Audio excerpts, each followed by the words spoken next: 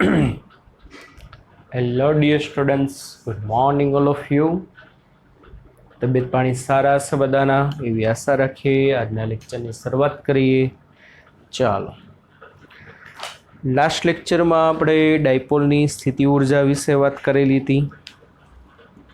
એમાં છેલ્લું એક સ્ટેપ મારે લખવામાં ભૂલ થઈ ગઈ હતી. માઇનસ પી કોસ થીટા માઇનસ કે Q square by R square લખાઈ ગયું હતું. હકીકતે આર સ્ક્વેર નહીં આવે. ત્યાં આગળ વાલા બાળકો શું આવશે? 2a. શું આવશે? 2a. છેલ્લા સ્ટેપમાં u બરાબર માઇનસ પી કોસ થીટા માઇનસ કે ક્યુ સ્ક્વેર બાય 2a. બરાબર. ચાલો, એક સુધારી લેજો એટલું. ટેક્સ્ટબુકમાં ઉદાહરણ નંબર 5 બોર્ડની દ્રષ્ટિએ 3 માર્ક માટે ઇમ્પોર્ટન્ટ. -900 અને +900 સ્થાને રહેલા બે વિદ્યુતભારો અનુક્રમે 7 માઇક્રોકુલમ અને -2 માઇક્રોકુલમના તંત્રની સ્થિત વિદ્યુત સ્થિતિ ઉર્જા શોધો. ચાલો, ઉદાહરણ 5માં 3 વસ્તુ કીધી છે બાળકો.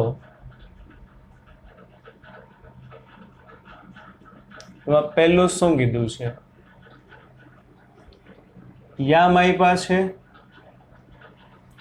-900 એટલે એક શખ્સ થઈ. માની લ્યો આના યામ છે -900, આના યામ છે +900. રેડી? વાય અને ઝેડ યામ 0 એટલે એક શખ્સ ઉપર કેવા હશે? -9 ઉપર 7 માઇક્રોકુલમ વિદ્યુત ભાર છે. Q1 બરાબર 7 માઇક્રોકુલમ અને +9 ઉપર -2 માઇક્રોકુલમ વિદ્યુત ભાર છે. સમજાય છે બાળકો? તો ચાલો આપણે શું કરવાનું છે? આ તંત્રની સ્થિતિ ઉર્જા. સાવ સહેલું. આ તંત્રની સ્થિતિ ઉર્જા શું થશે બાળકો? U બરાબર K Q1 Q2 by R12. એટલે બે વચ્ચેનું અંતર 18 થાય ને? આ ઉગમ બિંદુથી 9 સેન્ટીમીટર દૂર છે, આ 9 સેન્ટીમીટર દૂર છે, સેન્ટીમીટરમાં આપ્યું છે. તો ટોટલ અંતર કેટલું થશે બે વચ્ચેનું બાળકો? તો કે સર 18 સેન્ટીમીટર. મીટરમાં 18 ગુણ્યા 10⁻². રેડી? ચાલો, મૂકો વેલ્યુ. 9 ગુણ્યા 10⁹. Q1 એટલે 7 માઇક્રો, Q2 એટલે -2 માઇક્રો ના છેદમાં 18 ગુણ્યા 10⁻². રેડી? આનું સાદરૂપ આપશો એટલે તમારો આન્સર આવશે -0.7 જૂલ, માઇક્રોજૂલ. આટલી તંત્રની સ્થિતિ ઉર્જા હશે. -0.7 માઇક્રો કે ખાલી જૂલ. હો ભાઈ, માઇક્રોજૂલ નહીં. ચાલો, રેડી? બી શું કીધું છે? આ બે વિદ્યુત ભારોને એકબીજાથી અનંત અંતર સુધી જુદા પાડવા માટે કેટલું કાર્ય કરવું પડે? એટલે વાલા બાળકો, અત્યારે બે વિદ્યુત ભારો એકબીજાથી 18 સેન્ટીમીટર અંતરે છે. હવે તમારે એને અનંત અંતરે લઈ જવા હોય તો કેટલું વર્ક કરવું પડે? સિમ્પલ. તો શું થશે? આ બે વિદ્યુત ભારોને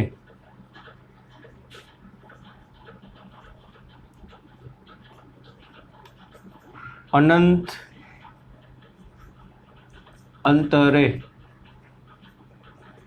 છૂટા પાડવા કરવું પડતું કાર્ય કેટલું હશે? સ્થિતિ ઉર્જાના ફેરફાર જેટલું હોય કે નહીં? કાર્ય ઉર્જા પ્રમેય U બરાબર W બરાબર ડેલ્ટા યુ. ડેલ્ટા યુ એટલે અનંત અંતરની સ્થિતિ ઉર્જા માઇનસ 18 અંતરની સ્થિતિ ઉર્જા થાય કે નહીં? સિમ્પલ. અંતિમમાંથી પ્રારંભિક બાદ કરો. ઇનિશિયલી 18 સેન્ટીમીટર અંતરે છે, પછી અનંત અંતરે છે, બેયનો ફેરફાર. સિમ્પલ. તો W બરાબર અનંત અંતરની સ્થિતિ ઉર્જા 0, આ માઇનસ U1 કેટલો આવ્યો? -0.7 જૂલ. તો કેટલું કાર્ય કરવું પડે? +0.7 જૂલ. આટલી ઉર્જા આપશો ને તમે, અને લાવ સિમ્પલ ખબર પડે, આટલી ઉર્જાથી બંધાયેલા છે એમને ખબર પડે. માઇનસ નિશાની શું દર્શાવે? એનું બંધન. બહારથી જો તમે આટલી ઉર્જા આપો ને તો તૂટી જશે ને એકબીજાથી અનંત અંતરે વયા જશે. રેડી? મારે આ દાખલામાં જે ત્રીજી વસ્તુ જે છે શીખવા જેવી, આ તો બધાને આવડે બરોબર ને. ત્રીજી વસ્તુ છે ખાસ ઇમ્પોર્ટન્ટ. શું કીધું છે? ધારો કે આ બે વિદ્યુત ભારોના તંત્રને, આ બે ચાર્જ છે 7 માઇક્રો અને -2 માઇક્રો, આ વિદ્યુત ભારોના તંત્રને બાહ્ય વિદ્યુત ક્ષેત્ર A/r² માં મૂકવામાં આવે છે, જ્યાં એની વેલ્યુ 9 ગુણ્યા કેટલી છે ભાઈ? 10⁵ ન્યૂટન પર કુલમ પર મીટર ⁻². તો આ તંત્રની વિદ્યુત સ્થિતિ ઉર્જા કેટલી? યાદ કરો શું છે હવે? સીમાં આ બે વિદ્યુત ભારોના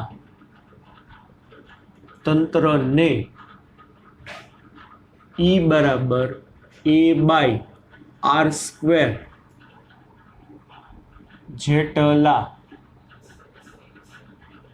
બાહ્ય વિદ્યુત ક્ષેત્રમાં મુકતા તંત્રની સ્થિતિ ઉર્જા. યાદ છે બાળકો સૂત્ર? U બરાબર Q × V of R1 plus Q2 × V of R2 plus K Q1 Q2 by R12. એમને સિંગલ પડ્યા હતા બે, કોઈની અસર નથી, તો K Q1 Q2 upon R12. હવે આ વિસ્તારમાં કંઈક ક્ષેત્ર છે બાળકો, કેટલું? A/r² નું. તો આ વિસ્તારમાં કંઈક ક્ષેત્ર છે, તો અહીંયા એની શું થશે? V1 × Q1. અહીંયા શું થશે? V2 × Q2 plus K Q1 Q2 by R12. ચાલો, Q1 છે, Q2 છે, K Q1 Q2 by R12, એ તો આખું ગણેલું છે. મારે છે ને રામ ભગવાન V of R1 અને V of R2 જોઈ. તો કે ઈ શું સર? Q1 જે બિંદુએ છે અહીંયા બાહ્ય ક્ષેત્રના વોલ્ટેજ કેટલા? આ જ એક આવડવું જોઈએ. અને V of R2 એટલે Q2 જે જગ્યાએ છે ત્યાં બાહ્ય ક્ષેત્રના વોલ્ટેજ કેટલા? એ બે વસ્તુ જોશે એટલે દાખલો થઈ જશે. E ની વેલ્યુ આપી છે A/r² and where A is equal to 9 × 10⁵. બરોબર ને? ચાલો, તો હવે જુઓ વોલ્ટેજ કેવી રીતે મળશે. આજા છી કે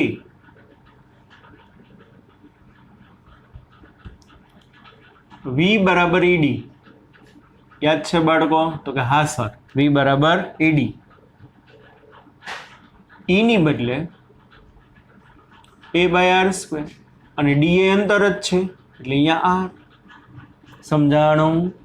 V બરાબર ED માં E એટલે ક્ષેત્ર જે આપેલું છે A/r² અને D એટલે અંતર.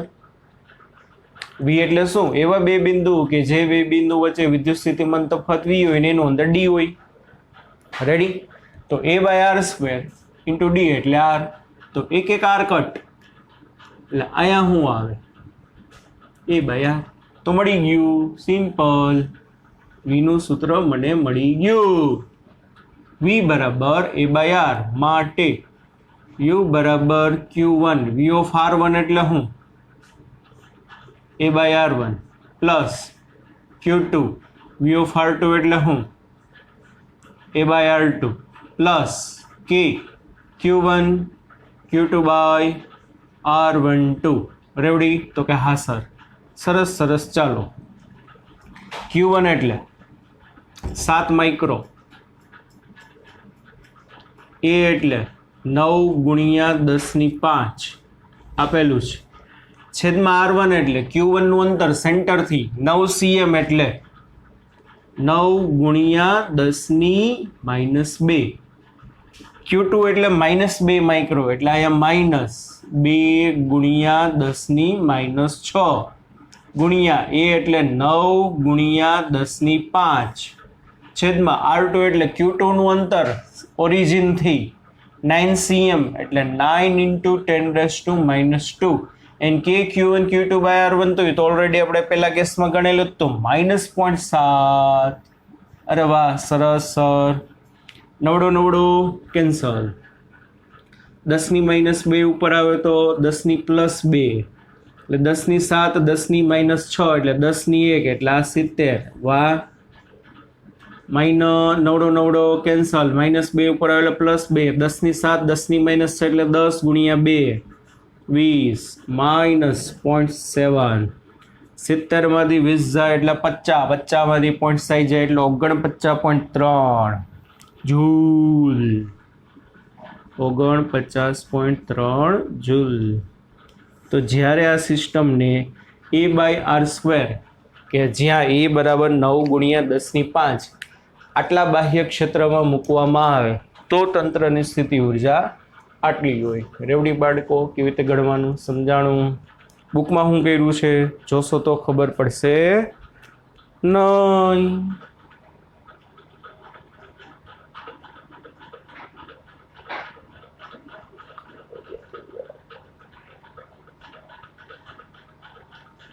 બાળકો થોડીક વિડીયો ક્વોલિટી ખરાબ આવી, એક્સ્ટ્રીમલી સોરી, પણ સમજશો એટલે ખબર પડી જાય. પહેલા તંત્રની સ્થિતિ ઉર્જા કીધી એ આવડી જશે કે Q1 Q2 બાય R12.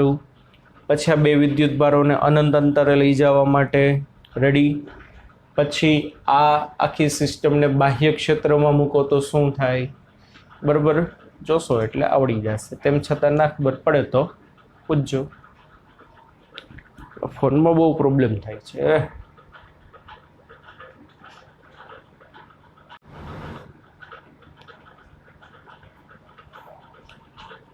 ચાલો આગળ.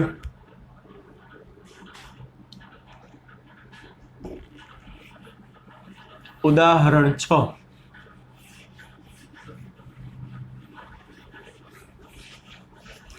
ઉદાનું હરણ કરવામાં આવે એને કહેવાય ઉદાહરણ. ચાલો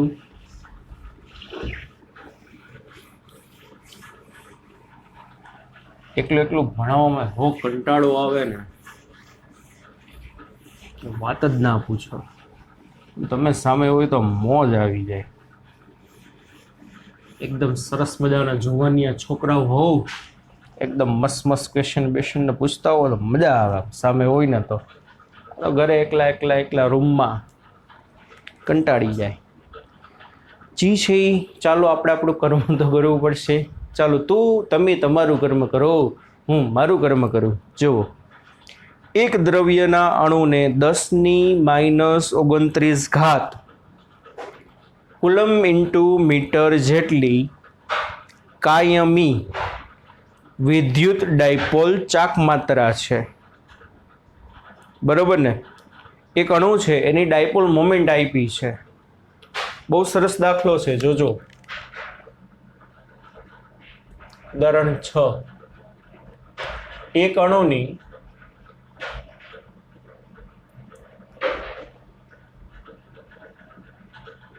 dipole moment given T is equal to 10 raised to minus 29 coulomb into metre. બરાબર.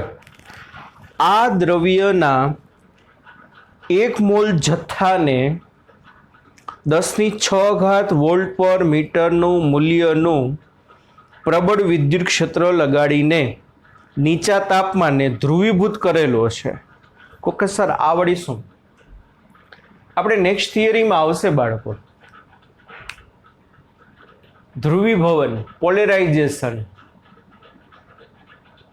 કે દ્રવ્યોનો જથ્થો 1 મોલ છે તો 1 મોલ જથ્થામાં દરેક અણુની મોમેન્ટ, દરેક અણુની, બધાની નહીં, દરેકની, સિંગલની 10⁻⁻29 છે.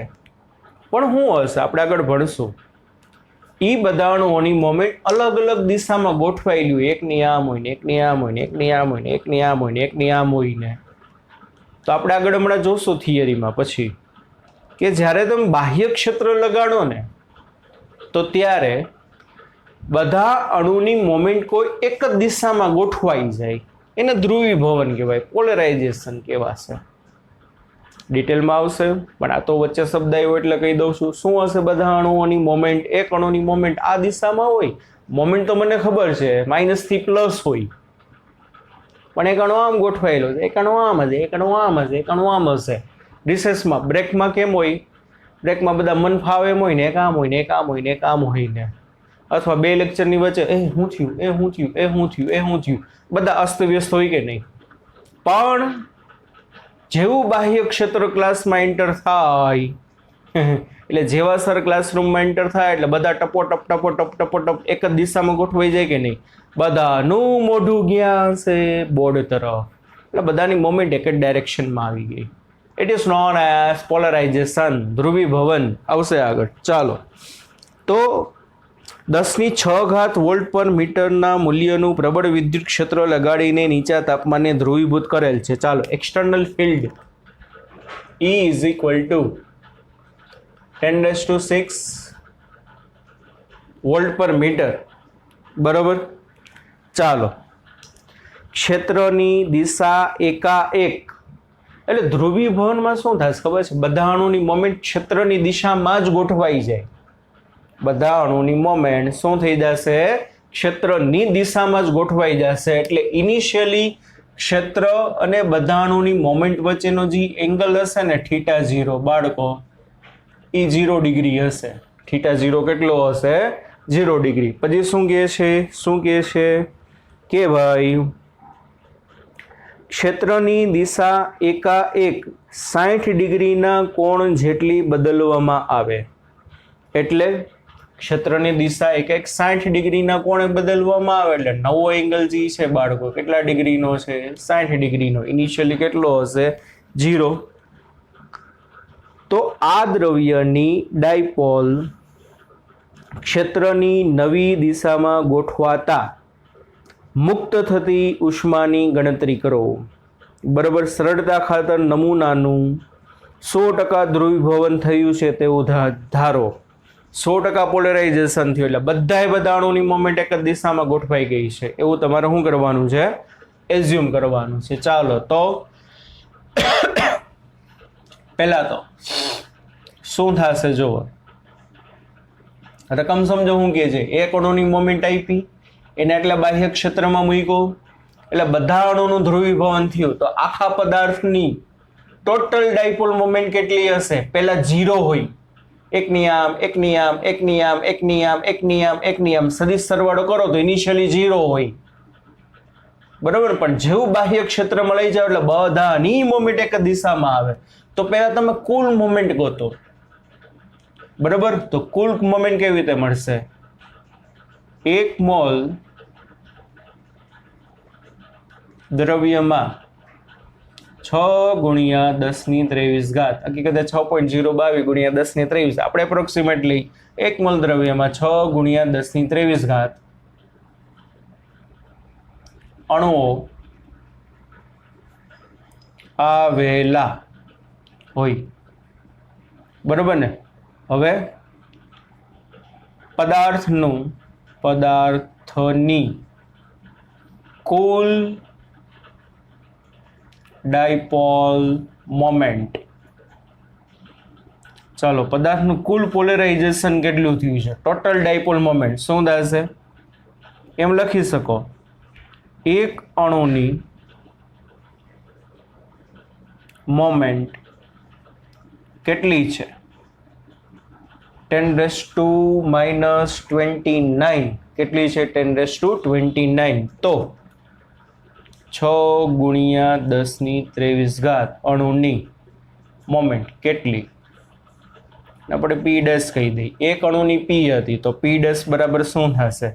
6 × 10⁻23 × 10⁻29 એટલે 6 × 10⁻6 coulomb into metre.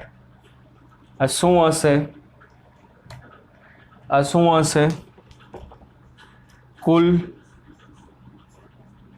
Dipole moment. બરાબર, ટોટલ ડાયપોલ મોમેન્ટ આટલી હશે. ચાલો, તો હવે મારે શું કરવાનું છે કે ભાઈ ક્ષેત્ર 60 ડિગ્રીના ખૂણે લ્યો છો તો કેટલી એનર્જી રિલીઝ થશે? તો શરૂઆતની ગોતી લ્યો. ચાલો, શરૂઆતમાં તો શું છે? બધા અણુની મોમેન્ટ ક્ષેત્રને 0 ડિગ્રીના ખૂણે છે. બરોબર, તો પ્રારંભિક સ્થિતિ ઉર્જા શું થશે બાળકો? પ્રારંભિક સ્થિતિ ઉર્જા શું થાય? UI બરાબર -PE cos θ0. ચાલો, માઇનસ પી કેટલો? 6 ગુણ્યા 10⁻6. E કેટલો? 10⁻6. અને અહીંયા આવશે cos 0. cos 0 એટલે 1, -6 + 6 ન્યુ એટલે -6 જૂલ. આખા દ્રવ્યની ઇનિશિયલ ઉર્જા કેટલી હશે? -6 જૂલ. એનો મતલબ શું કે ભાઈ બાહ્ય ક્ષેત્રએ શું કર્યું છે ખબર છે? બધાને બાંધી રાખ્યા છે. માઇનસ નિશાની શું દર્શાવે? બંધન. સર ક્લાસરૂમમાં આવ્યા પેલા બધા મુક્ત હતા કે નહીં? એક આમ ને એક આમ ને એક આમ ને એક આમ ને એક આમ ને. પણ જેવા સર આવ્યા ને ક્લાસરૂમમાં એટલે આમ જોવા આમ જોવા આમ જોવા એટલે બધા એક જ દિશામાં બંધાઈ ગયેલા છે. તો માઇનસ શું આપે? બાઇન્ડિંગ આપે, બંધન આપે. -6 જૂલ ઉર્જા છે. બરાબર, એટલે બધા આટલી ઉર્જાથી શું થયેલા છે તો કે બંધાયેલા છે ઇનિશિયલી. પણ જેવું થોડુંક ક્ષેત્ર વિચલન અનુભવે તો બીજા કોઈ સર એને કંઈક બોલાવવા આવ્યા, કામ હોય તો જરાક આમ બહાર જોવે કે વાત કરે કે હા બોલો ને શું કામ હતું, આમ છે તેમ છે, તો તરત બાકીના બધાનું હખડ ડખડ હું થયું તું પાછા ચેન્જીસ થઈ જાય કે નહીં? એક તો માંડ બધા સરે બધાને એક જ દિશામાં ગોઠવ્યા હતા. જેવું ક્ષેત્ર કંઈક વિચલન અનુભવે એટલે બધા પાછા અખડ ડખડ થવા માટે. તો 60 ડિગ્રી છે તો શું થશે? તંત્રની અંતિમ સ્થિતિ ઉર્જા UF બરાબર -PE P ડેશો by -P' cos θ minus P' 6 ગુણ્યા 10⁻6. E એટલે 10⁻6. અહીંયા આવશે cos 60. શું આવશે બાળકો? cos 60 એટલે -6 × હાફ એટલે UF બરાબર આવશે -3 જૂલ. શું આવશે? UF બરાબર -3 જૂલ. તો પહેલા આટલાથી બંધાયેલા હતા, હવે આટલાથી બંધાયેલા છે. તો તંત્રની સ્થિતિ ઉર્જામાં થતો ફેરફાર ડેલ્ટા U બરાબર UF - UI એટલે -3 -6 એટલે +3 જૂલ જેટલી ઉર્જા ઉષ્મા ઉર્જા સ્વરૂપે વેડફાશે. આટલી ઉર્જા ઉષ્મા ઉર્જાના સ્વરૂપમાં શું થશે તો કે વેડફાશે.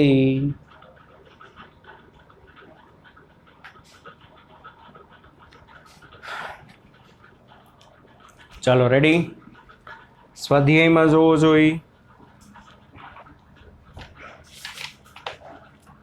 સ્વાધ્યાયમાં પહેલો તમને હોમવર્કમાં આપેલો તો આશા રાખો બધાને થઈ ગયો હશે.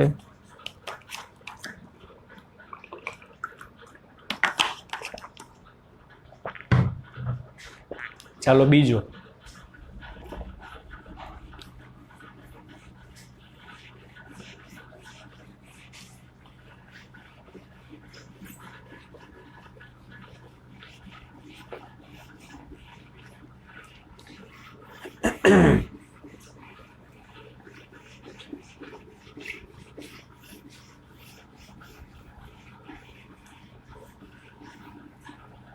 બીજામાં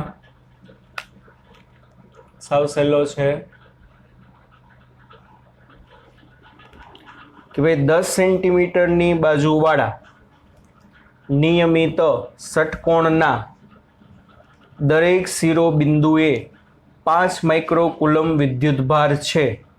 તો ષટકોણના કેન્દ્ર પર સ્થિતિમાનની ગણતરી કરો. ચાલો એક ષટકોણ બેન્ઝીન રેડી. આનું આ સેન્ટર. હવે ષટકોણના 6 ખૂણા ઉપર કેટલો ચાર્જ છે બાળકો તો કે 5 માઇક્રોકુલમ. કેટલો છે 5 માઇક્રોકુલમ. તો આપણે શું કરવાનું છે એના સેન્ટર ઉપર કુલ સ્થિતિમાન. તો સેન્ટર ઉપર કુલ સ્થિતિમાન કેટલું હશે બધાનો સરવાળો. બધા પોઝિટિવ જ છે, એકાદો નેગેટિવ હોય તો માઇનસ થાય. અને આ બાજુનું માપ છે ને ભાઈ 5 સેન્ટીમીટર કે 10 સેન્ટીમીટર કેટલું આપ્યું છે 10 સેન્ટીમીટર આપેલું છે. કેટલું આપ્યું છે 10 10 10 10 10 રેડી. તો સિમ્પલ શું થશે ષટકોણના કેન્દ્ર પર કુલ સ્થિતિમાન V બરાબર 6 × KQ/R. બસ બધી વેલ્યુ મૂકી દેવાની. KQ/R આવડે કે નહીં? તો 2.7 × 10⁶ V કેટલો આવશે 2.7 × 10⁶ વોલ્ટ પૂરું. ચાલો ત્રીજો સ્વાધ્યાયનો ત્રીજો દાખલો શું કહે છે કે બે વિદ્યુત ભારો 2 માઇક્રોકુલમ અને -2 માઇક્રોકુલમ એકબીજાથી 6 સેન્ટીમીટર દૂર આવેલા બે બિંદુઓ A અને B ઉપર મૂકેલા છે. ચાલો બે ચાર્જ A ઉપર 2 માઇક્રોકુલમ, B ઉપર -2 માઇક્રોકુલમ. બે વચ્ચેનું ડિસ્ટન્સ AB બરાબર 6 સેન્ટીમીટર છે. કેટલું છે બાળકો 6 સેન્ટીમીટર. તો તંત્રના કોઈ પણ એક સમસ્થિતિમાન પૃષ્ઠની ઓળખ કરો. કોઈ પણ એક. ઘણા બધા સમસ્થિતિમાન પૃષ્ઠ છે કે નહીં? તંત્રના કોઈ એક સમસ્થિતિમાન પૃષ્ઠની ઓળખ કરો. પહેલા તો કેવું આનું સમસ્થિતિમાન પૃષ્ઠ જે હશે એ કેવું હશે બોલો? ડાયપોલ છે, ડાયપોલ. એક પોઝિટિવ છે એક નેગેટિવ છે તો ગોળાકાર સપાટીઓ હશે કે નહીં? કેવી સપાટીઓ હશે તો કે સર ગોળાકાર. કોઈ પણ એક સમસ્થિતિમાન પૃષ્ઠ તમે એનું લ્યો. દાખલા તરીકે હું સેન્ટર ઉપર લઉં O ઉપર, તો O ઉપર હશે શું? આમ તો 0 કહેવાય પણ હોય તો ખરા ને. ઓકે એ વળી હું ચાલો O ઉપર શું થશે ભાઈ? O ઉપર અહીંયા શું થાય? આનું કેટલું KQ/R આનું માઇનસ કે ક્યુ બાય આર, એટલે અહીંયા તમને જે સમતલ મળશે એ સમતલ સમસ્થિતિમાન પૃષ્ઠ જ કહેવાય ને. સ્થિતિમાન સરખું હોવું જોઈએ. તો સેન્ટર ઉપર શું થાય? બધા બિંદુએ સ્થિતિમાન કેટલું? 0 0 0 0 0. સ્થિતિમાન કેવું કહેવાશે? 0 જ કહેવાશે. બરોબર. આપણે એમ કહી શકીએ, શું કહી શકીએ? એ થી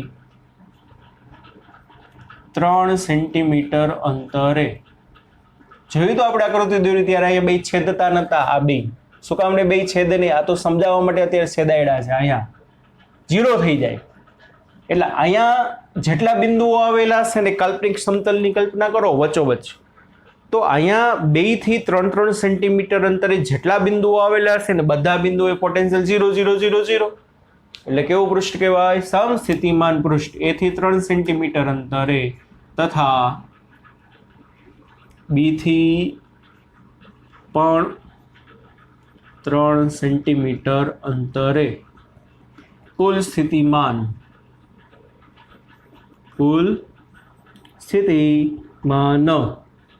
V બરાબર KQ1 by R1 plus KQ2 by R2. એટલે શું થઈ જશે? આ K2 by 6 minus K2 by 6 એટલે કેવું થશે? 0. પણ શું? પણ આ સમતલ ઉપર જેટલા બિંદુઓ આવેલા હશે ને બધા બિંદુએ પોટેન્શિયલ 0 0 0 0 0 0 0 0 0 0 0 0. બરાબર. ચાલો, એટલે એક સમસ્થિતિમાન આટલા અંતરે આવેલ સપાટી પર બધા બિંદુએ V શૂન્ય હશે. આથી તેને સમસ્થિતિમાન પૃષ્ઠ કહેવાય.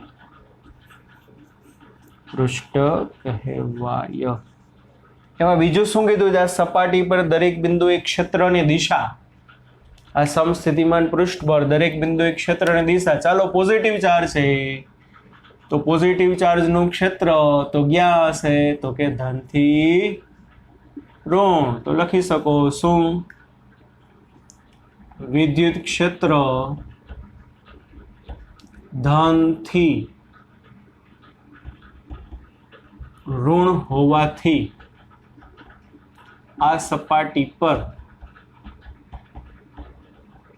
ક્ષેત્ર A થી B દિશામાં, A થી B દિશામાં હશે. કઈ દિશામાં હશે? તો કે A to B. ચાલો, સાવ સહેલું. સ્વાધ્યાયનો ચોથો. સ્વાધ્યાયનો બાળકો કેટલામો દાખલો? તો કે ચોથો દાખલો. 12 સેન્ટીમીટર ત્રિજ્યાના એક ગોળાકાર સુવાહક. એક ગોળાકાર શું કીધું છે? ગોળાકાર સુવાહક. R બરાબર 12 સેન્ટીમીટર. શું છે? સુવાહક ગોળો. કંડક્ટિંગ સ્ફિયર છે. કેવો છે? Conducting sphere. ના ગોળાની સપાટી પર 1.6 ગુણ્યા 10⁻7 કુલમ વિદ્યુત ભાર નિયમિત રીતે વિતરિત થયેલો છે. કેટલો ચાર્જ છે? 1.6 × 10⁻7 કુલમ. આટલો વિદ્યુત ભાર વિતરિત થયેલો છે. તો ગોળાની અંદર, ચાલો પહેલા જોજો ભાઈ, હરખી રકમ વાંચજો, ઉતાવળ ના કરતા. ગોળાની અંદર, ગોળાની તરત બહાર, ગોળાના કેન્દ્રથી 18 સેન્ટીમીટર અંતરે આવેલા બિંદુએ વિદ્યુત ક્ષેત્ર કેટલું? વિદ્યુત ક્ષેત્ર પૂછ્યું છે. ઘણા શું કરે, એને એમ થાય કે ચેપ્ટર બીજું છે એટલે દાખલો બીજા ચેપ્ટરનો છે. ઘણા એમ થાય કે ગોળાની અંદર સ્થિતિમાન કેટલું? તો કે કેટલું? સપાટી ઉપર હોય એટલું. પણ પૂછ્યું છે શું? ઉતાવળ ના કરતા, છેક લગી વાંચો. ઘણી વખત માર્ક કપાય છે આવું ભૂલોને કારણે. જો છેલ્લે હું રોન ગાઈડી, હકીકત આપણે એમ થાય બીજા ચેપ્ટરનો દાખલો છે એટલે સ્થિતિમાન કીધું હશે, પણ કીધું છે ક્ષેત્ર. તો સિમ્પલ, ગોળાની અંદર ક્ષેત્ર કેટલું હોય? ઈ ઇન 0. ગોળાની તરત બહાર, બહાર એટલે સરફેસ ઉપર, બોલો કે ક્યુ બાય આર સ્ક્વેર. આમાં બધી વેલ્યુ મૂકશો એટલે આન્સર આવશે 10⁵ ન્યૂટન પર કુલમ. અને 18 સેન્ટીમીટર અંતરે ટી આઉટ કે ક્યુ બાય સ્મોલ આર સ્ક્વેર. આની બદલે 18 ગુણ્યા 10⁻², ક્યુ આ મૂકવાનો કે તો આવડે જ છે બરોબર. બધી વેલ્યુ મૂકશો એટલે આન્સર આવશે નિયર અબાઉટ 4 × 10⁵, 4.4 × 10⁵ ન્યૂટન પર કુલમ. રેડી બાળકો, સમજાણું આટલું બરોબર.